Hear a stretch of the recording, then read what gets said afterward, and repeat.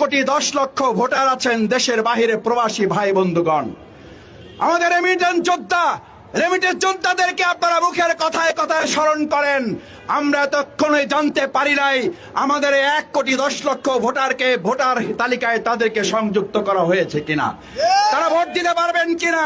পরিষ্কার বার্তা দিতে চাই, জামাত ইসলামী রেমিটেন্স যোদ্ধারা যারা 2024-এর জুলাই আগস্টে একজন সামাজিক যোগাযোগ মাধ্যম যোদ্ধা হিসাবে নিজের পরিবারকে ঝুঁকির মধ্যে ফেলে নিজেরা বিদেশে অ্যারেস্ট হয়ে এই বাংলাদেশের জন্য লড়াই করেছে, তাদের একজনকে বাদ দিয়েও বাংলাদেশের মানুষ নির্বাচন মেনে নিতে পারে না।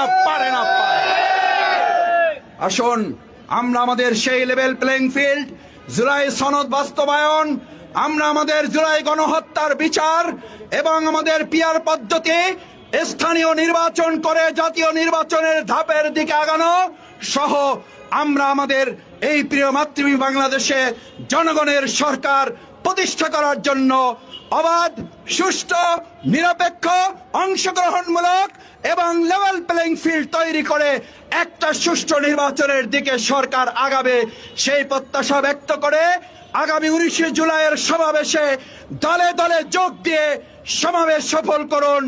সবাইকে ধন্যবাদ। আসসালামু আলাইকুম ওয়া রাহমাতুল্লাহ।